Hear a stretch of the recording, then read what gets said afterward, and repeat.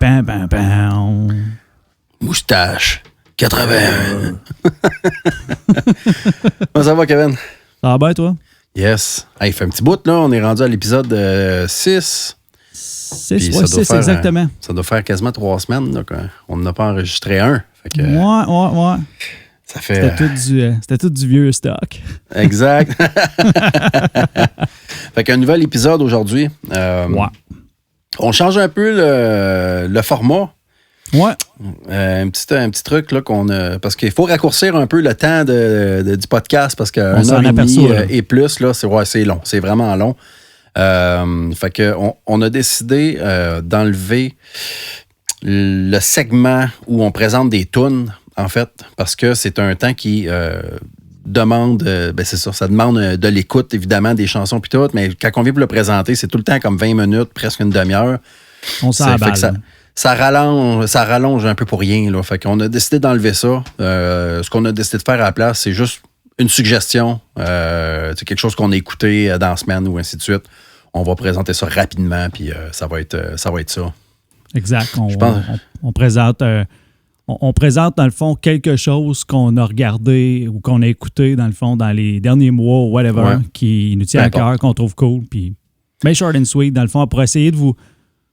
Peut-être encore une fois, dans le fond, le but, c'est juste de montrer qui qu'on est autre que juste des builders dans la vie, dans le fond. Fait que, tu sais, c'est le genre de film cam, c'est le genre de beat cam. Fait que, c'est ça, on regarde ça short and sweet, tu sais. Yes. Vous l'écoutez pas. Puis entre nous deux, ben... On va sûrement se surprendre, nous autres aussi, avec ce qu'on va proposer. Fait que on va peut-être même aller l'écouter de notre bord aussi.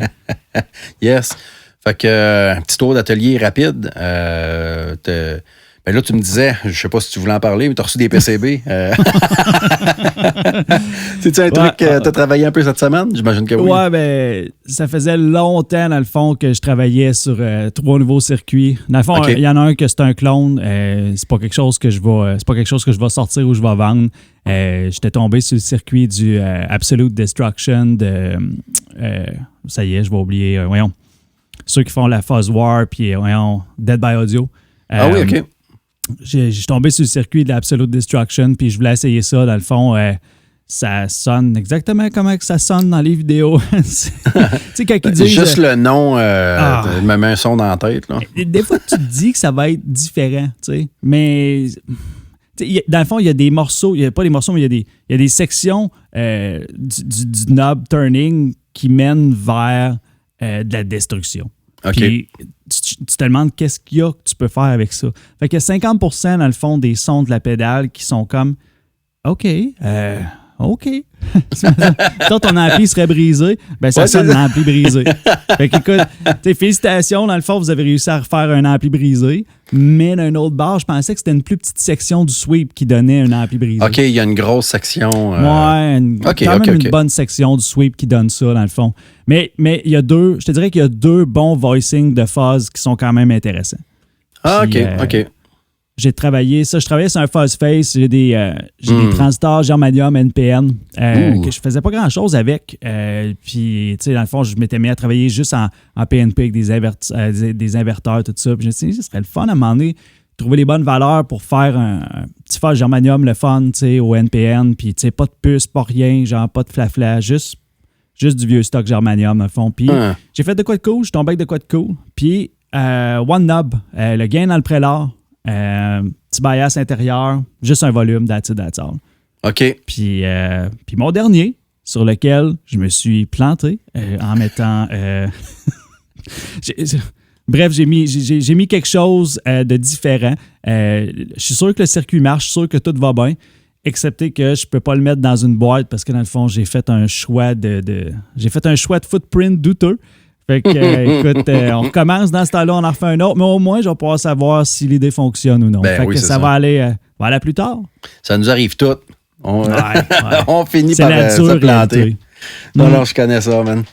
Ton bord aussi, tes circuits sont... Ouais, ben là, je sais pas si on en avait parlé la dernière fois. Ben non, c'était pas sorti dans le fond. J'ai sorti comme 4 nouveaux circuits. 4 nouveaux. Il y en avait un qui était comme en commande spéciale, là, la Over the Wall, là, c'est un tone bender. Je dis, attends un peu. Ta Over the Wall, c'est pas ta. Non, excuse-moi, c'est la Coruscant Overdriver, excuse-moi. Appelle-moi, mais quand t'as des interrogations, lâche-moi un coup de fil. Ouais, fait que là, je veux dire, j'en avais fait quelques-unes en commande spéciale, mais ils ont vendu tellement vite que, je veux dire, il faut que j'embarque sur le bateau, là, tu sais, fait que je l'ai mis dans ma ligne de produits. Après ça, j'ai updaté mon trémolo optique. C'est un 2-channel, là, mais on m'a reproché un peu là, d'avoir juste un master volume là, pour les 2 channels. T'sais, là, j'ai 2 volumes différents pour chacun des channels. Là, fait que c'est drôlement plus polyvalent là, comme circuit. Après ça, c'est quoi les 2 autres? Il y a un fuzz, le Blind Pig Fuzz, qui a une gate intégrée. Il y a une switch pour une gate intégrée, dans le fond. Fait que tu as 3 niveaux de gate que tu peux y appliquer. Puis la dernière, c'est un boost, la surcharge, c'est ça. Puis ça, c'est quelque chose que je traîne depuis vraiment longtemps, mais j'avais jamais rien fait avec ce circuit-là, dans le fond. Fait que c'est ça. Là, il est rendu dans la ligne, mais cette semaine, j'ai pas travaillé là-dessus. 0 pin bar, là. Ça date de là 2-3 semaines. Là. Cette semaine, j'avais un gros rush de... en fait, encore, là, j'ai beaucoup de réparations qui sont rentrées là, dans les 2 dernières semaines. Fait que je suis en train d'essayer de rusher ça. Là. Cette semaine, j'ai travaillé du gear de studio pas mal. Des préamps, compresseurs, des EQ. Du nettoyage, dans le fond. Nettoyage. Des fois, il y a des là, évidemment, je peux pas te montrer, là, mais il y a ce qu'on appelle un frequalizer. Là, c'est un genre d'EQ, dans le fond. Gros EQ, hein? Puis c'est des ampli up dedans. Là, puis là, il a fallu que je reverse engineer ça parce que le numéro, tu tapes le numéro de la pièce, puis tu la trouves pas. Okay. Il y a 0 hit sur Internet, ni dans mes fournisseurs. Il n'y a personne qui savait c'était quoi. Fait qu'il a fallu que j'aille scoper chaque pin, puis trouver où est l'alimentation, ces pins, puis tout. J'ai fini par trouver un équivalent. Dans le fond, j'ai été chanceux parce que ça aurait pu juste, ça vient d'ailleurs ou c'est... C'est américain. C'est trop vieux? C'est américain, c'est assez vieux, là, mais c'est américain, okay. C'est ça. Mais je suis quand même surpris de ne pas avoir trouvé de pas avoir trouvé la source de cette pièce-là. Il n'y a pas de manufacturier dessus. Il y a vraiment juste un numéro. Tu tapes le numéro puis tu n'as pas de hit. Fait que... Mais bref. Fait que beaucoup de réparations cette semaine. All right. Puis encore pas mal la semaine prochaine. Fait que... ouais, c'est ça. C'est... Dans le fond, il ne faut jamais oublier, c'est ça, tu sais... Yves, c'est sa job. Fait que c'est certain que le nombre d'affaires que je fais versus le nombre d'affaires que Yves il fait dans une semaine. Ben, je veux dire, on en fait autant. C'est juste que. Non, mais par rapport moi, je fais 40 heures semaine dans ça. Là, c'est ce qui va nous amener, dans le fond, aussi un petit peu plus loin dans l'épisode. C'est ce qui va nous amener justement au sujet de la semaine qui est le DIY, tu sais, qui, dans le fond, Yves traîne pas vraiment dans le DIY. Tu sais. On va dire qu'on est tous les deux dans le DIY. La question n'est pas là, c'est juste que le DIY, dans le fond, versus la personne qui a amené ça, dans le fond, à en faire un travail, puis le DIY, la personne, dans le fond, qui met un certain nombre d'heures par semaine, dans le fond, tu sais. Puis, en tout cas, ou juste un passe-temps, ou ça va être un sujet intéressant. Là. C'est ça. Cette semaine, c'est le DIY. On va vous donner nos 2 versions, dans le fond, du comment on opère ou de comment on a monté, où est-ce qu'on en est aujourd'hui par rapport à ça. Juste avant de se rendre, je suis allé faire un tour sur les internets, sur notre channel YouTube, les commentaires. Je n'ai ramassé 3 que je trouvais intéressants, dans le fond, pour faire un suivi de ce qu'on avait déjà jasé dans le passé. Il y a Nicolas Roy. Nicolas, en passant, que j'ai... dans le dernier épisode Monte-nous ton pedalboard, que j'appelais Simon pour une raison X. Là. Le pire, c'est que cette semaine, il y a un gars qui s'appelle Simon Roy qui m'a contacté pour une soumission. Okay. Drôle d'hasard. On a travaillé sur le board d'un Simon. Oui. On a travaillé sur le board d'un Simon. Il y a gros des Simons. Hein. Ouais. On va dire, le board de cette semaine, le board qu'on analyse plus tard, dans le fond, dans la journée, c'est justement un autre Simon. Ouais. Salut, les Simons. Mais Nicolas, je suis sincèrement désolé. Nicolas Roy. Donc, le dernier épisode, c'est de son board qu'on a jasé. Puis, il nous parle de la pédale d'expression, parce qu'on était tous les deux curieux là, sur la pédale d'expression sur la Bogner. Dans le fond, ce qui peut contrôler son gain. Puis, il me disait que la pédale avait un gros sweep, dans le fond, puis qu'il trouvait ça le fun. Puis, grosso modo, il sert de la pédale fermée pour avoir un son plus clean, ou dans le fond, pour un son beaucoup plus distorsionné. Fait qu'il s'en sert quasiment comme d'une switch entre 0 et 100%. Mais il y a quand même le jeu, si jamais il veut ajuster là, sur le fly, dans le fond, il est capable de le faire. Là. Mais c'est comme ça qu'il s'en sert principalement. Là. Fait que c'est quand même intéressant. C'est cool. Comme 2 presets, dans le fond. Oui, exactement. Ça a peut-être le défaut que, tu le sais comme moi, quand on joue avec le gain d'une pédale, tu peux perdre un peu de volume, tu peux... moi, les presets sur une drive, j'aimerais au moins pouvoir ajuster et le volume et le gain. Contrôler l'output. Oui, c'est ça. Mais là, dans ce cas-ci, je sais que c'était voicé comme un Plexi, dans le fond, un Marshall. Là, donc, peut-être que son minimum a déjà assez de gain pour dire qu'il est bien compressé, puis quand tu augmentes le gain, tu ne gagnes pas de volume, dans le fond. Là, tu fais juste gagner du gain. Dans ce cas-là, ça va marcher. Sinon, tu as toujours le bon vieux Soundman qui peut te remonter un peu. Effectivement. Mais je pense que Nicolas, il disait qu'il jouait surtout chez eux, là, si je ne me trompe pas. Là. Ouais, donc, en même temps, je veux dire, t'es chez vous, t'es relax, tu joues de la guitare, ça te dérange pas trop. Hey man, ton output est baissé. Un petit peu moins fort. Ouais, sérieusement, là. Bon, fait que ça, c'était le premier commentaire. Puis après ça, il y a Jonathan Veillette qui faisait un commentaire concernant les batteries. On a parlé des batteries des Fuzz, là. Puis là, on parlait de batteries qui coûtaient une fortune. Là. En fait, c'est un monde que je connais pas encore. Je sais que tu m'en as parlé, mais j'ai pas été regarder le sujet. Puis il disait qu'il y avait des batteries Panasonic carbone zinc à 1$ au Dollarama, puis que ça faisait une très bonne job. Moi, ça me dit rien. T'as-tu un commentaire là-dessus? Apparemment. Là, tu vois que je vais probablement aller trop loin, mais ce que je sais, c'est que le monde qui ont des vieux Fuzz vintage ne pas sur les batteries alcalines. Fait que dans le fond, tu cherches des batteries, justement, qui ne vont pas avoir ces propriétés-là, puis qui vont avoir la même topologie que les batteries qui étaient faites, dans le fond, des années 70, dans le but, dans le fond, de pas changer, si tu veux, ton son. Dans le but de ne pas modifier, dans le fond, ce que tu entends. Puis tu sais-tu c'est quoi la différence? C'est quoi la propriété sur la batterie qui fait que c'est différent? J'ai pas de misère à le croire que ça fait une différence. Là. Je sais juste pas. Je peux pas te dire. Sérieusement. C'est peut-être une histoire d'impédance ou je sais pas quoi là, qui est différent. Puis il y a le courant qui est pas délivré de la même façon, ou peut-être les transients de courant sont plus difficiles sur un type de batterie qu'un autre. Je sais pas trop. Là. Tu sais, moi, je crois zéro en les batteries. Ah, OK.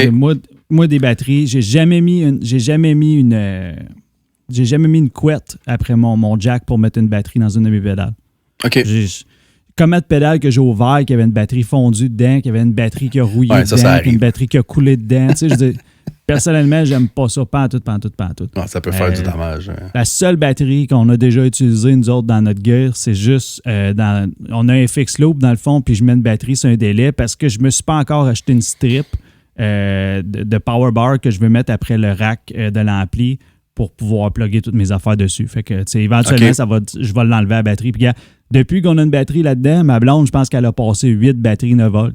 Ah ouais? Des 12 que j'ai achetés dans le pack parce que dans le fond, on oublie les jacks dessus et elles se vident. Tu sais. Ben oui. Puis là, tu vas faire un show. Tu prends pas le stress de peut-être avoir une batterie qui n'est pas pleine. Fait que tu changes juste avant ton show. Puis le lendemain, ben, tu sais, je veux dire, tu changes avant ton...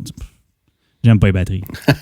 C'est sûr que ça fait une gaga. C'est de quoi faut que tu penses. Là. Pour moi, c'est la même chose que les pick-up actifs, mettons. Là, je veux dire, les pick-up actifs. Tu es tout le temps en train de checker ta batterie. Non? Je sais que ça dure longtemps, mais en tout cas, c'est une affaire de plus à penser.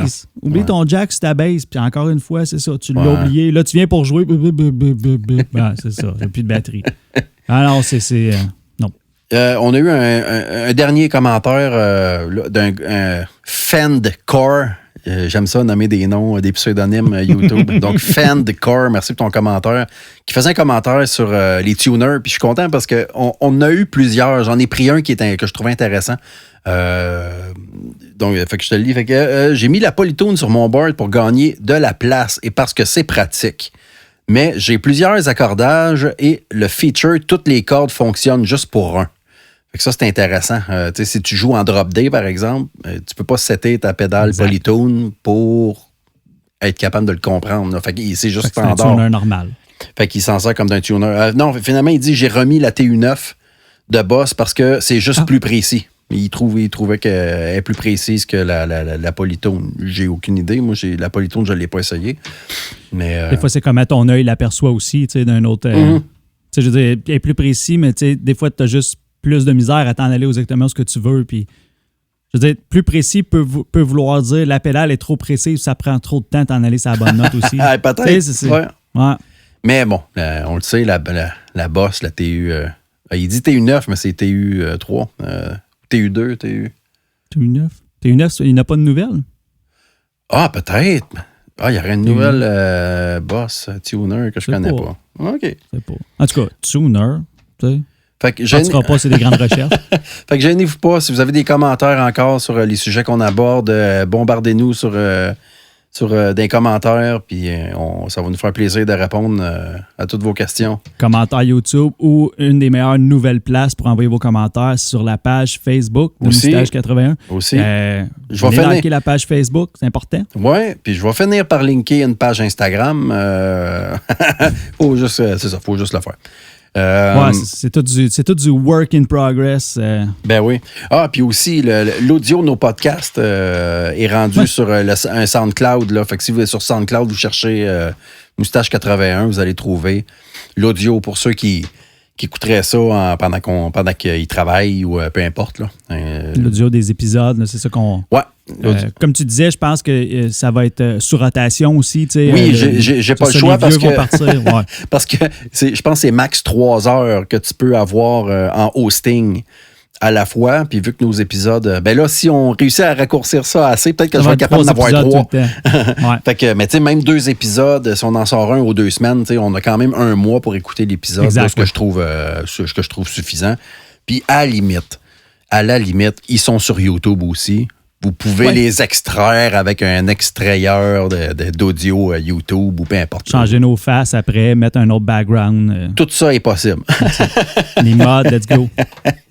Fait que le DIY, sujet qu'on trouve intéressant de jaser parce que veux pas, je pense que j'ai l'impression que tous les builders viennent un peu de ce profil-là. C'est-à-dire qu'on on essaye de builder du stock pour nous autres au départ, puis on a du fun, puis à un moment donné, mais crime, OK, on continue, puis on en fait de plus en plus, puis à un moment donné, ça peut devenir plus sérieux ou ça reste un passe-temps, là, tu sais, mais c'est pas un sujet qu'on peut bypasser.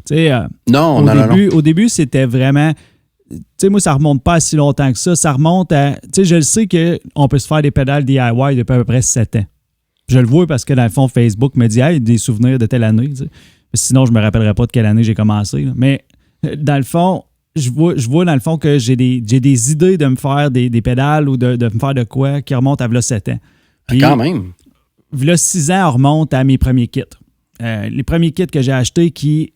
C'était pas des kits complets. C'était tu achètes un circuit, tu achètes des pièces, tu mélanges tout ensemble puis tu fais quelque chose.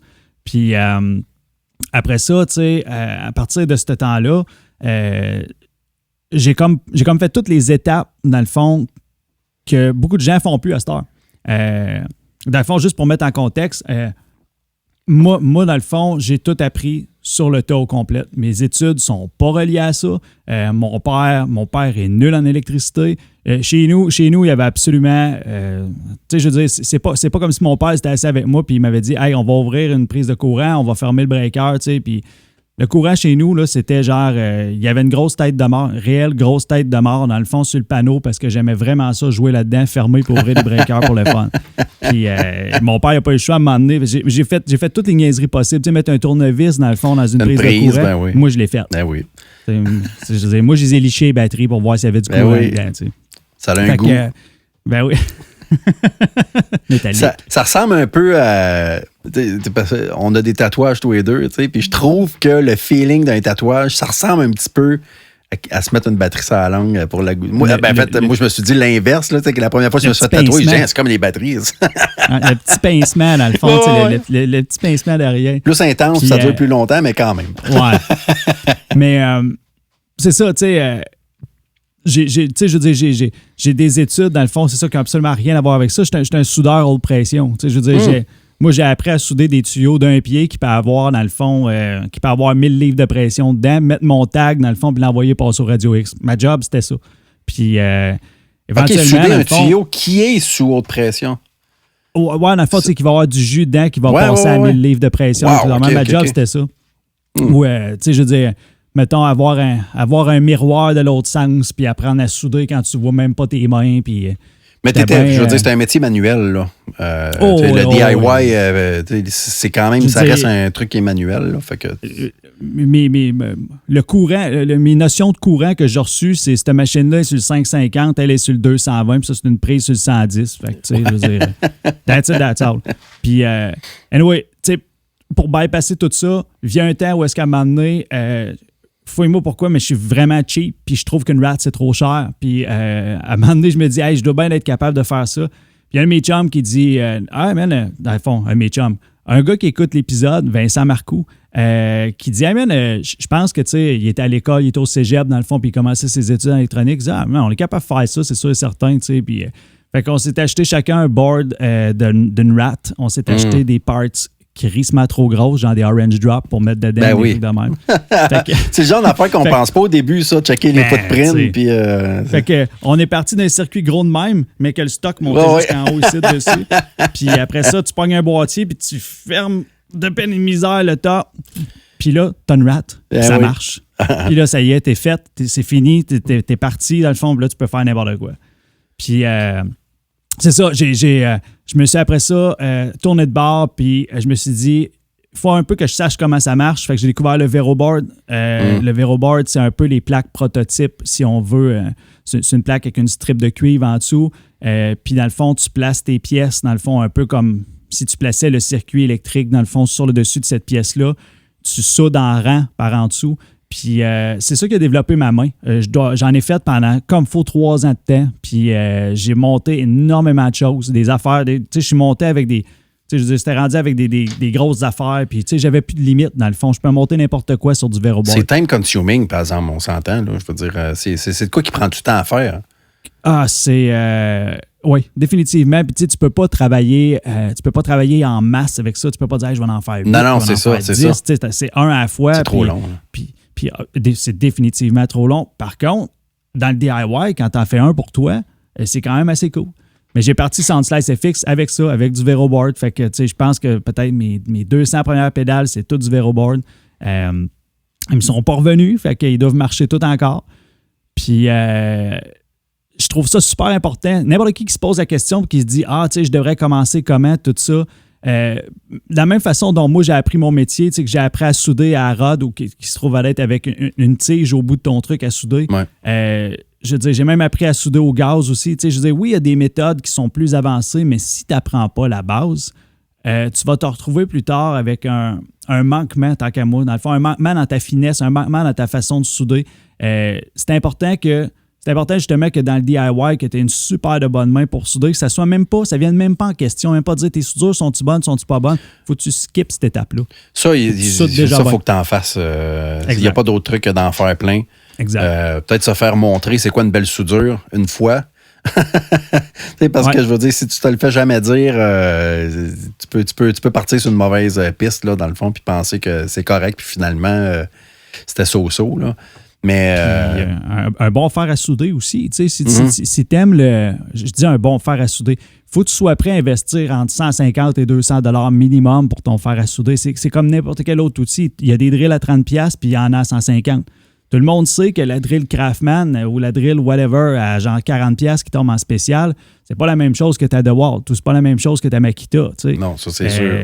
Tu sais, je veux dire, si tu as besoin de faire ça un clou avec ta Makita, ben, elle va marcher encore après, tandis que l'autre, ben, tu sais, elle va te casser les mains.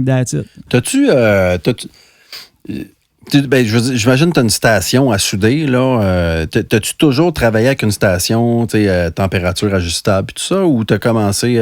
parce que moi, dans le fond, je reviendrai après là-dessus, là, mais j'ai tout le temps travaillé avec une station de soudage, dans le fond. J'ai jamais eu juste un crayon, mettons. OK, tu veux dire tu as une station avec une pompe à pas une pompe à dessouder? Non, pas la pompe. J'ai pas de pompe à dessouder, là, ça, j'utilise pas ça. Mais je parle...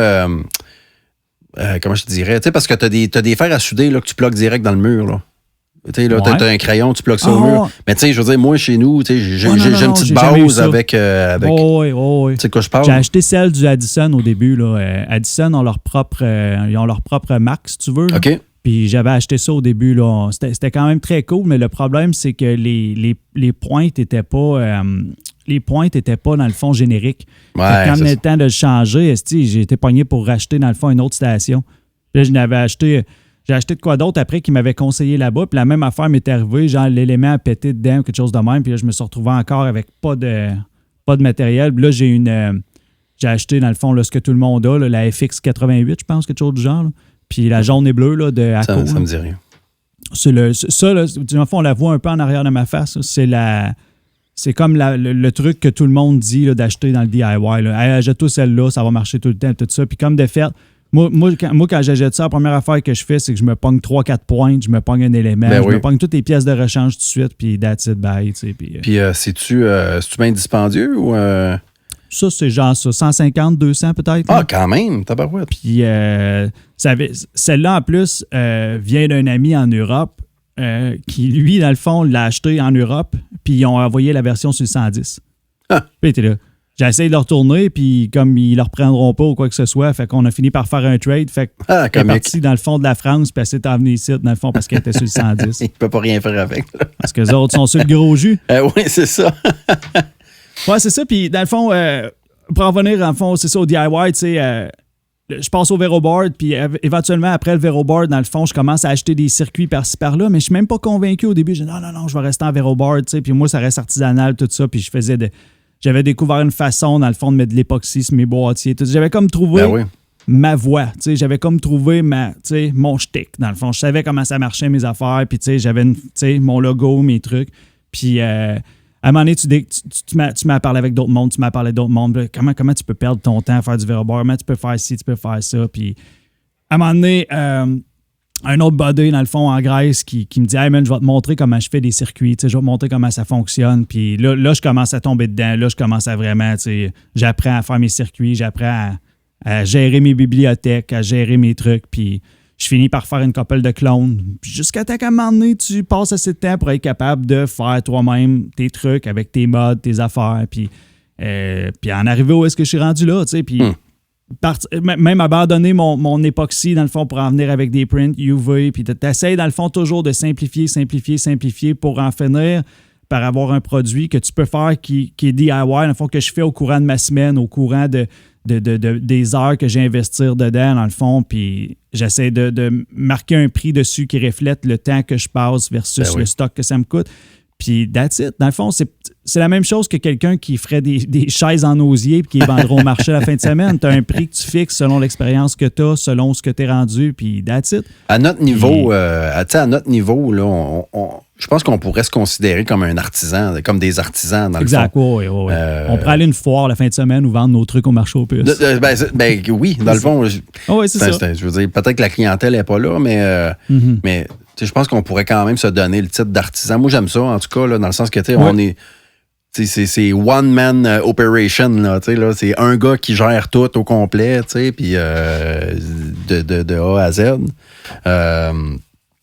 Puis de rester des... Tu sais, je veux dire, on est au Québec, puis j'aime ça m'afficher en tant qu'artisan du Québec. Ben oui. Je le sais que les pièces qu'il y a dans mes boîtes ne viennent pas du Québec, mais tu sais, j'aime le concept de me dire, bon, ben tu sais, encore là, je paye un artiste, dans le fond, canadien, mais peut-être pas québécois, mais je paye à vrai dire, c'est pas que j'ai pas essayé d'avoir des artistes québécois, mais les prix qui m'ont été donnés étaient trop élevés pour ce que je voulais faire. Je peux pas me permettre d'engloutir les profits de mes 10 premières pédales dans un artwork. Tu sais, je peux juste pas me le permettre. Puis peut-être que les visions que j'avais par rapport à mes artworks, j'étais allé demander à des artistes trop haut placés.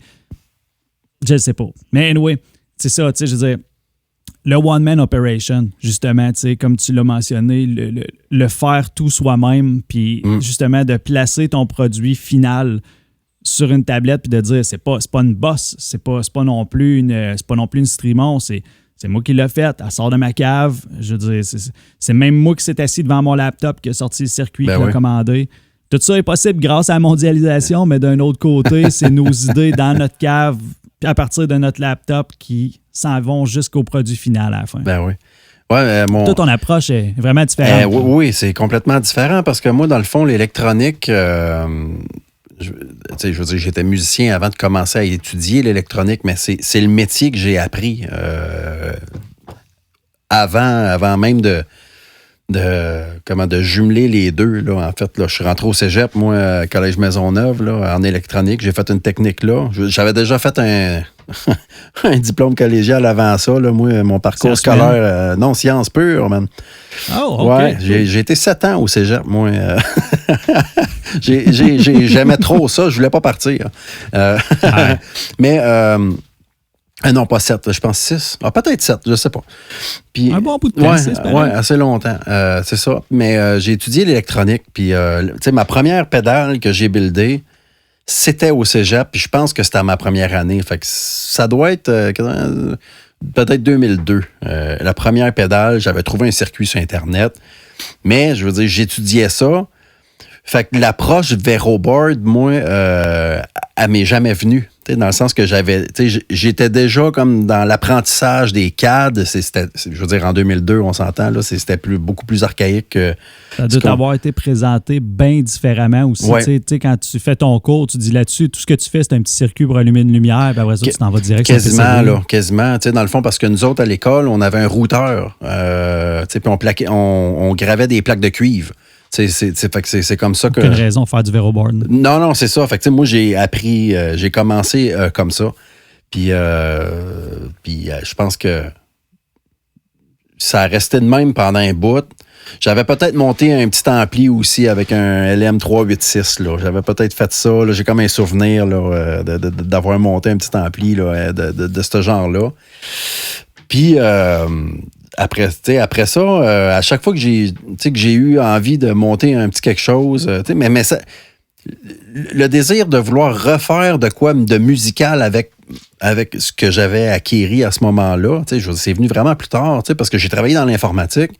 Puis après ça, je suis rentré à l'université en ingénierie. Mais pas en électronique, je veux dire un peu, là, mais c'était de l'automatisation, dans le fond. Fait que de la programmation de machines, puis d'automates, puis bon. Fait que j'ai pas retravaillé nécessairement là-dedans, tu sais, puis c'est après, quand j'ai sorti de l'école, de l'université, là, je suis allé, un drôle d'hasard, je suis retourné enseigner l'électronique à Maisonneuve. Je pense que j'avais eu... c'est flou dans ma tête, mais j'avais travaillé un peu en électronique, là, puis en tout cas, fait, il manquait de monde. Fait que je suis allé enseigner là-bas. Puis là, je jouais de la musique pas mal aussi avec un band, puis tout. Puis là, j'arrivais pas à avoir le son que je cherchais. Puis là, il y a les moyens, puis tout qui embarque en ligne de compte. Fait qu'à un moment donné, je crème, je vais en monter un ampli. Fait que moi, le DIY comme tel, moi, il a commencé avec les amplis plus que les pédales, dans le fond. Fait que j'ai vendu... Écoute, j'avais 2 amplis. J'avais un Tiny Terror de Orange, puis j'avais un Bassman 4-10 pouces, là, le Bassman Tweed. Là. J'ai vendu les deux pour m'acheter les pièces, pour me monter un ampli. J'ai tellement regretté le move sur le coup, parce que ça sonnait tout croche, c'était dégueulasse. Puis j'ai dit, non, qu'est-ce que je viens de faire? J'ai plus rien pour jouer. J'avais un band, on jouait là, de la musique. Là. J'ai dit, non, qu'est-ce que j'ai fait? Je suis vraiment mal pris. Fait que finalement, écoute, redémonte, recommence, jusqu'à temps que ça sonne un peu à mon goût, tu sais. Puis je pense que le premier truc que j'ai fait puis qui sonnait bien, il y a quelqu'un qui voulait l'acheter. Fait que j'ai vendu, je vais refaire un autre, puis man, ça a parti de même. C'est vraiment comme ça que ça a parti. Puis ça a été un passe-temps très longtemps, là, en fait. Là. Moi, ça fait quoi... T'sais, là, ce que je te parle, là, c'est peut-être autour de 2008 ou 2009, peut-être. Ça, je n'étais pas dans le coup, moi, encore. Ça arrivait plus tard. Puis, quand j'ai décidé de me lancer un peu à temps partiel, dans le fond, là-dedans, là, je prenais une journée par semaine, dans le fond. Là, c'est comme 2012. Là, de Roi Amplification enregistré, là, c'est 2012 que ça a commencé. Puis, puis c'est ça. Puis, les pédales, parce que dans le fond, les amplis, c'est le fun, mais ça coûte cher. T'achètes pas ça sur un coup de tête. Une pédale, c'est plus facile à vendre, entre guillemets. ou du moins le marché est peut-être plus vaste un peu pour les gens qui essayent des affaires puis tout ça. Fait que j'en voulais. Fait que là, je me suis mis à en développer. Mais j'ai commencé à développer tout de suite sur PCB, dans le fond. Oui, parce que tu n'avais pas de retenue versus ça. Puis, moi, je faisais partie de l'école de genre, un PCB, c'est vraiment compliqué. Les pièces se soudent mal là-dessus. J'avais une vision vraiment bizarre de ça. Là. Puis check bien ce que... Tu sais, parce que je veux dire, je me disais, il y a des circuits que je vais vouloir essayer, puis l'approche VeroBoard ne me tentait pas parce que pour moi, c'était trop d'ouvrage. Puis déboguer, puis je veux dire, t'es jamais sûr de ton coup. Fait que je m'étais fait ça. Puis je vais essayer de l'approcher, là. Je t'en avais acheté un dans le temps. Je sais pas si tu te rappelles. Ça se peut, man. Fait que, j'avais fait de quoi là-dessus? Tu sais, fait que dans le fond, là, c'est peut-être pas évident comme ça, là, mais t'as ton footprint pour mettre ton 3PDT, ton foot switch. Puis le restant, c'est comme un breadboard, en fait. Fait que tu peux faire ton filage. Fait que c'est l'équivalent d'un VeroBoard, mais qui te donne je veux dire, qui flotte pas dans ton char, dans ta pédale. Je veux dire, c'est fixé après ta foot switch. T'as des places déjà pour tes input-output. Fait que tu sais, j'avais parti de ça, puis j'en garde encore parce que des fois, j'ai des commandes custom, là. Tu sais, quelqu'un qui me dit, j'aimerais ça avoir un petit circuit. Ouais, c'est ça. Ben, je vais te le monter là-dessus, tu sais, il n'y a pas de problème. Fait que tu sais, pour des circuits assez simples, là, tu sais, même jusqu'à. Tu sais, parce qu'il y a une place pour un ampli up là-dessus. Fait que, tu sais, là, jusqu'à un Tube Screamer, mettons, ou une DS1 qu'on va jaser plus tard. Je veux dire, je serais capable probablement de le faire là-dessus. Mais ouais, c'est ça. Ça a été mon approche à moi là, vers les circuits. Tu sais, je veux dire, reste que c'est un DIY, mais je veux dire, qui est venu avec un parcours au préalable, là, déjà, là, ou une expérience de construction de circuit. Là, puis, tu sais, je veux dire, moi, j'ai pu apprendre. J'ai pu apprendre avec quelqu'un qui avait la même technique que toi, t'as faite. Ouais, c'est cool, ça. Qui, justement, mon buddy Vincent, dans le fond, tu sais, je veux dire, il avait le même métier que toi, tu sais. Je veux dire, le gars réparait les machines, dans le fond, dans les shops, tu sais. Puis le gars, dans le fond, il y a ce qu'il faut pour programmer les machines dans les shops. Fait que, tu sais, quand t'arrives avec un circuit d'une pédale ou quoi que ce soit, tu as une compréhension presque automatique de ce qui se passe dedans. Tu sais, c'est pas comme dans mes débuts où je prenais un schéma, j'étais comme c'est pas pire. Ça, ce petit triangle-là, là, par en bas, ça, c'est le ground, ça. Hein? Ça, c'est. Tu sais, je veux dire, je comprenais absolument complètement rien. Mais malgré. Puis à un moment donné, tu lis des datasheets. Tu lis. Puis à un moment donné, tu comprends les concepts, tu ramènes un concept, dans le fond, électronique d'une pédale à l'autre. Tu sais, tu commences à être capable de reconnaître tes fils, tu es capable d'isoler tes tone stacks, tu es capable d'isoler tes sections d'amplification, tes buffers. À un moment donné, ça rentre. Mais il n'y a absolument rien qui va rentrer si tu n'en fais pas. Non, c'est ça, exact. Faut t'en fasses. Tu sais, puis pour les gens qui s'intéressent à ça, tu sais, qui aimeraient ça s'en construire, dans le fond... je pense que la communauté DIY est vraiment bien développée. Puis, même si tu ne sais pas lire un schéma, tu es quand même capable de partir si tu es un peu manuel puis tu as l'outillage nécessaire, dans le fond. Tu es capable de te monter une coupe de board, là, une coupe de circuit, dans le fond, là, sans même être capable de lire un schéma. Là. C'est plus obligatoire. Non, c'est ça. Simplement, c'est plus obligatoire. Mais en même temps, je dirais qu'une fois que tu as fini, même si tu as acheté un clone, même si tu as acheté un circuit, tu sais, que tu vas te monter, puis toi, tu ne touches pas à ça, le schéma, tu sais, tu le bailles, tu sais, moi, je check pas ça, je monte ma pédale, je regarde la nomenclature, je mets les pièces, je joue Lego, dans le fond, tu sais, je mets où est-ce que je mets mes pièces, il faut que je les mette, that's it.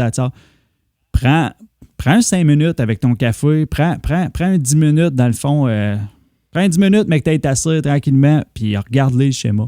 Fais juste prendre la peine d'essayer d'enregistrer certains éléments. Ouais. Ça vaut la peine parce que c'est comme ça qu'à un moment donné, tu vas dire « Wow, je comprends ce qui se passe. » Puis, oui, effectivement. Un layout tout seul, ça ne te dit pas ce que c'est. Je veux dire, moi, ça m'est arrivé du monde qui m'envoie des photos de l'intérieur. Tu sais, c'est quoi qui est là-dedans? J'ai aucune idée, man. Je veux dire, moi, il faudrait que je la... En fait, moi, il faut que je trace le schéma. Là, tu sais, fait que quelqu'un amène-moi la pédale, je vais la reverse engineer. Là. Autrement, il n'y a pas moyen de savoir ce que c'est. Là. Puis il y a de la super de bonne littérature. Il y a les livres, là, les cookbooks qui s'appellent. Je ne sais pas si tu les connais, ces livres-là. C'est en anglais, là. Mais mettons, tu as le Filter Cookbook, tu as le OPM Cookbook, qui sont des petits livres, dans le fond, qui étaient destinés à l'éducation, dans le fond. Puis ils sont tous sortis. Je ne sais pas s'ils donnent encore, s'ils passent encore dans les écoles, mais c'est des petits livres de rien, format poche, un petit peu plus gros format poche. Il y a tout là-dedans. Puis c'est pas up-to-date, dans le fond, dans la technologie d'aujourd'hui, mais c'est vraiment parfait pour les pédales. Les pédales de guitare, dans le DIY, du moins, il n'y a rien d'actuel. Là. Ça date de 1960. Là, fait que... Exact. Il n'y a rien de neuf. C'est ça. Je dirais que c'est un beau mix de lis ton schéma si tu es capable de le lire ou au moins observe-le. Fais-en beaucoup. N'aie pas peur de poser des questions. Pose énormément de questions. Puis l'autre truc qui est important pour avoir, tu sais, j'essaie d'aider le plus possible de monde autour parce que moi, il y a du monde qui m'ont aidé au début. Puis tout ça à la limite de mes capacités. Puis s'il y a quelque chose que j'ai toujours trouvé le fun, c'est quelqu'un qui va faire ce que tu lui dis. Tu sais, quelqu'un qui a dit, bon, là, ma pédale ne marche pas, tu m'as vendu un circuit, je l'ai monté, ça ne fonctionne pas. OK, as-tu une test box? Est-ce que tu l'as testé avant de le mettre dans ton boîtier? Non.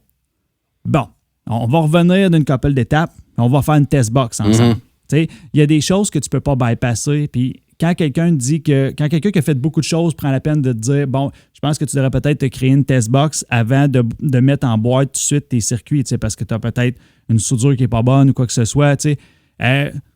Bref, il y a plusieurs étapes. Et parler à quelqu'un, dans le fond, qui en a fait d'autres, qui en a connu d'autres. Il y a plein de guides sur Internet. Il y a vraiment... Tout est là. La communauté est superbe. Elle n'a rien à voir avec quand j'ai commencé, il y a 5 ou 6 ans.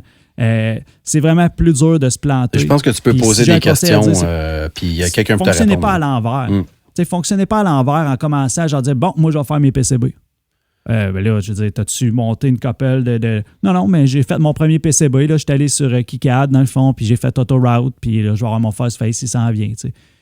On est comme, OK, c'est correct, tu sais, mais si tu veux que ça dure longtemps, vas-y comme il faut, suis les bonnes étapes. Monte à partir de la première marche jusqu'à la dernière au lieu de faire des grands pas, là, dans le fond, puis peut-être débouler. C'est parce que commencer avec un logiciel tout de suite, il y a tellement moyen de faire beaucoup d'erreurs, puis là, ça devient... Parce que quand tu dessines ton PCB, tu n'as pas un plan de débogage qui vient avec.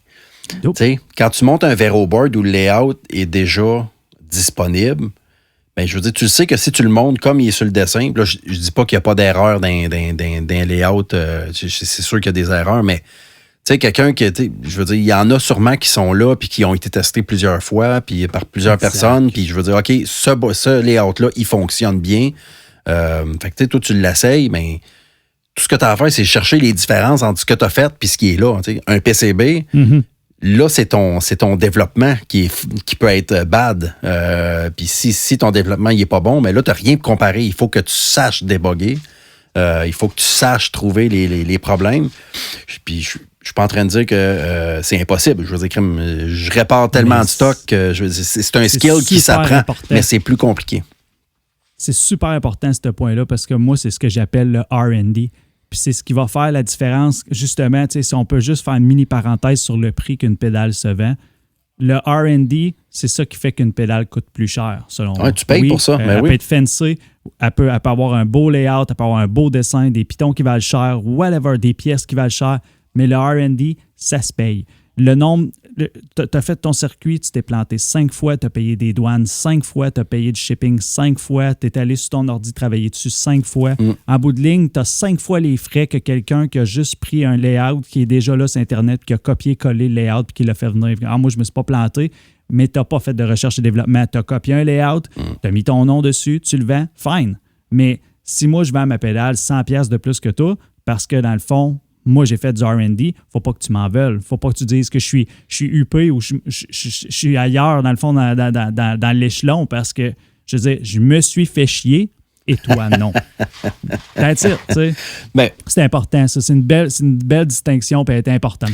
Ouais, tu sais, mais ceci dit, tu sais, pour les gens qui s'intéressent à builder du stock, je veux dire, c'est pas une obligation de vendre son stock, là, je veux dire. Pas en tout.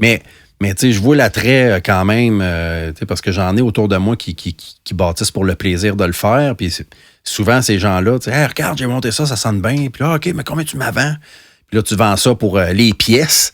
Tu comptes pas ton temps, tu vends ça pour 60 piastres. Puis là, t'en fais un autre. Puis là, à un moment donné, coudonc, tu te fatigues. Puis tu peux te fatiguer facilement puis abandonner. J'ai tellement vu de monde abandonner parce que le marché les sature. Parce que, je veux dire, on s'entend, là, je veux dire, on fait des pédales, là. Je veux dire, on est 2 milliards en enfer des pédales, là. Fait que, même si on est là puis on en vend, nous autres, un peu, le marché est quand même saturé, là. Faut que tu trouves une façon de te démarquer, là, mais reste que, bon, c'est un autre sujet, là. Ça, c'est plus de la mise en marché. En parlant de marché saturé, on parle-tu un peu de la distorsion qui sature trop puis qu'il y en a probablement justement 2 milliards sur la planète? Ouais, allons-y. La DS1. On va sortir le petit schéma de ça. Parce que c'est pas je veux dire, c'est une pédale qui est légendaire. On l'a vu sur un paquet de board. Tu sais, moi, quand je pense à cette pédale-là, je pense peut-être à tort, mais je pense à Kurt Cobain. Pareil pour moi. C'est le son de Nirvana, d'attitude. Mais j'en ai jamais eu une. Puis, je sais même pas. Je l'ai probablement déjà essayé, mais tu sais, je n'ai une. Non, je l'avais. Moi, j'ai une Japan. Ouh. Fait que, tu sais, je l'avais déjà essayé, mais ça m'avait pas accroché plus qu'il faut. Puis là, ben, c'est ça. Là, j'ai le schéma en avant de moi pour regarder un peu comment c'est fait. Puis, il n'y a pas grand-chose. C'est un circuit relativement simple. C'est ça. Je vois un buffer à l'entrée. Après ça, tu as un étage de gain à transistor. Exact. Ouais. Puis après ça, tu as un autre buffer op-amp. Probablement parce qu'il n'aurait sûrement pas eu besoin, mais juste parce qu'il est là, ils s'en sont servis. Après ça, tu vas au tone stack, je pense? Après ça, non, le tone stack est à la fin. Fait que là, après ça, tu rentres dans ton gain, dans le fond, puis tu as un hard clipping. Tu as ton hard clipping tout de suite après. Hard clipping, on s'en souvient, c'est des diodes tête à cul. En tout cas, tête à... ça. Inversé. Dessus, je ne sais pas trop comment le dire correctement. Qui vont au ground ou ailleurs, là. Puis après ça, tu as ton tone stack. Tone stack, ça a l'air d'un... C'est un treble cut, dans le fond, ça, si je me trompe. Moi, j'ai passé vite j'ai passé vite la section de... Je sais pas, ça se peut bien. Puis après ça, tu as ton volume, tu as un autre buffer en sortie. Puis voilà. En sortie, comme toutes les pédales basses, dans le fond. Ouais. Fait que c'est pas une topologie qui est comment je dirais, qui est très différente de bien d'autres circuits, dans le fond. Sauf que... Puis c'est pas cloné 1-1 comme pédale. Non, pas du tout. C'est pas comme ça quelqu'un... moi, je me suis basé sur la DS1. Ah, OK. Non, c'est ça. Le fait que tu as un étage de transistor en avant de ton étage de gain, dans le fond, ça, c'est pas commun, là. C'est pas quelque chose que j'ai vu souvent, dans le fond. Toi, as-tu de l'expérience avec ce circuit-là un peu? Tu dis que tu en as une... Moi, j'en ai acheté une à un moment donné, parce que je me disais que ça m'en prenait une. Il fallait que j'essaye. Il y a quelqu'un qui m'avait dit, dans le fond, ça te prend une pédale basse dans ton arsenal parce que, dans le fond, tu vas toujours avoir un buffer prêt à mettre au début ou à la fin pour voir si ça fuck tes pédales ou non. Fait que je me disais, ça prend une bosse dans ton arsenal. Comme ça, peu importe la pédale que tu amènes dans ton board, tu peux la tester avec un buffer. Fait que c'est ma première bosse que j'ai eue. C'est mon premier buffer, si tu veux, que j'ai eu pour tester mes affaires. OK. Je veux dire, on enregistre, nous autres, plein de projets par-ci par-là chez nous, tu sais, puis j'ai toujours essayé. Elle est toujours dans la liste des pédales à essayer. Puis je me dis, à un moment donné, ça va bien sonner quelque part. C'est ma pédale préférée pour mettre sur mon orgue. J'ai un LK, une genre de copie d'Hammond, puis c'est fantastique. C'est un orgue. Il n'y a absolument rien qui détrône ça sur mon orgue. Parle-moi d'une affaire que Boss n'a jamais vu venir quand ils ont développé ça, tu sais. Non, c'est sûr que non. C'est sûr que non. Mais tu sais, c'est tellement simple, cette pédale-là, pour plein de monde sur la planète. Dans le fond, hey, j'ai besoin d'une disto, prends-toi une DS1. Hey, j'ai besoin d'une disto, prends-toi une DS1. Tous les hommages à Kurt Cobain de la planète n'ont pas le choix d'avoir une DS1. Fait que, tu sais, je veux dire, il y en vend, c'est ça. C'est un ton un peu agressif, quoi. C'est-tu arch? C'est super arch. Okay. Dans le fond, justement, tu sais, si je peux amener juste une petite parenthèse vite, la DS1, dans le fond, c'est une pédale que tu peux faire un paquet de mods dessus. OK.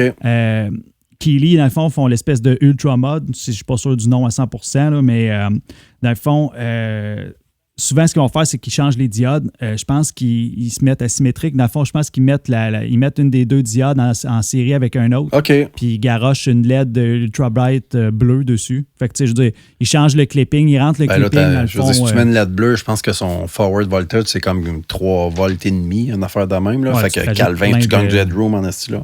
Ah, c'est ça. Tu rajoutes plein d'headroom, puis tu drops bien gros la compression. Puis justement, dans le tone stack, dans le fond, tu peux changer un des capacitors. Puis c'est tellement... Il y a tellement de monde qui ont travaillé sur ces modes-là que dans le fond, c'est rendu avec une échelle complètement sur une net. Tu peux partir de 1.5 à 48K pour ton shelf, dans le fond, là, sur le tone stack. OK. Fait que tu peux carrément changer un capaciteur et décider où est-ce que ton sweep se passe par rapport à ton tone stack. Fait que tu sais, c'est super accessible. Dans le fond, il y a plein de monde qui ont fait des mods. Il y a plein de monde qui disent que c'est une bonne pédale quand tu fais les mods. Pourquoi Boss n'a pas amené ces mods-là? Ils ont-ils amené sur le nouveau modèle Wazacraft? Je ne sais pas. Je veux dire, moi, je ne suis pas plugué sur la DS1. Moi, je la prends sur mon orgue. J'ai toujours trouvé cool sur mon orgue. Je ne l'ai jamais aimé avec une guitare. Par contre, c'est iconique. Je veux dire, c'est la pédale Boss orange. Ben ouais. Qui en prend une? Sérieusement, droppez ça dans les commentaires en bas. Qui en prend une? Qui l'utilise? Où, quand, comment? Qui a fait des mods? Ça nous intéresse. J'aimerais ça, la semaine prochaine, être capable de reparler de quelqu'un, dire ah non, moi, je l'apprends telle tune, telle affaire. Fait que on veut vos expériences à vous autres avec la DS1. Yes. Parce que tu disais que tu l'utilises avec ton orgue, mais j'ai remarqué quelque chose. Souvent, les distorsions qui sont un peu harsh, là, pour faire du reamping de d'autres choses que de la guitare, un drum, mettons.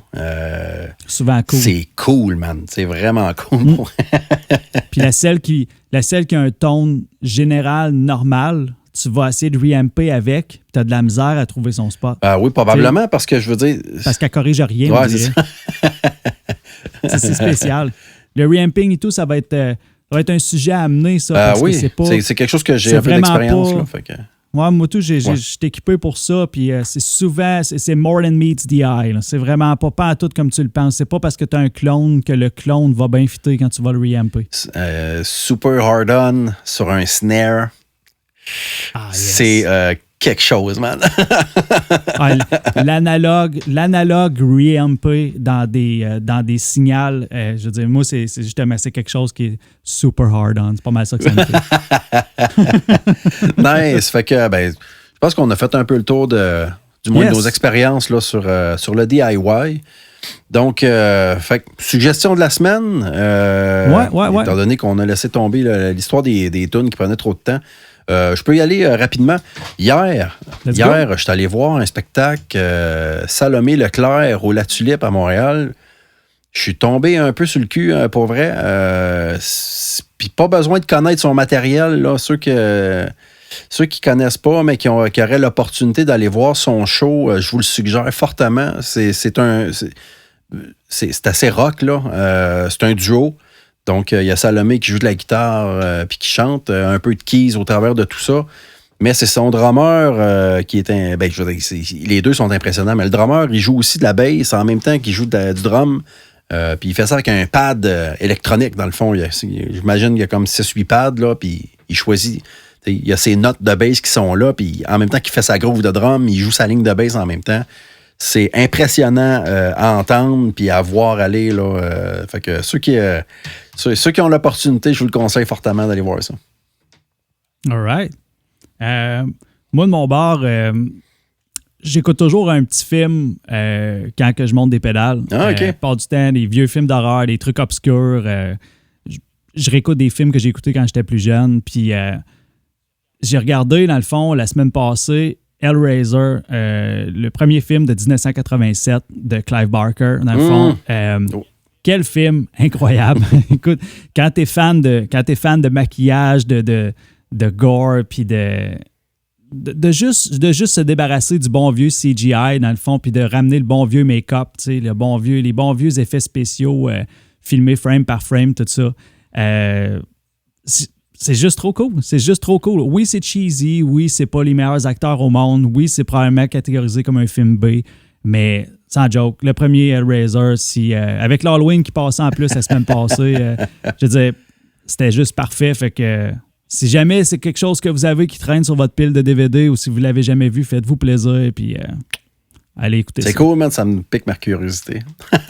Un bon vieux film d'horreur. Ça marche. Toujours facile de convaincre sa blonde avec ça. Yes, fait que je pense qu'on a fait le tour pour aujourd'hui. Fait que. Ouais. N'hésitez pas, on like, on met le pouce, toutes les affaires là, qu'il faut faire. Là, toute la patente. D'Internet. Là, toujours en route vers notre place. Oui, c'est ça s'en vient. Je vais peut-être m'en faire une en carton que je vais accrocher, là, juste une motivation. Malheureusement. Mais là, exactement, c'est ça. À un moment donné, il faut que le rêve reste réel. Oui, c'est ça. Alors, on se revoit. Ça marche. Salut, là. À plus.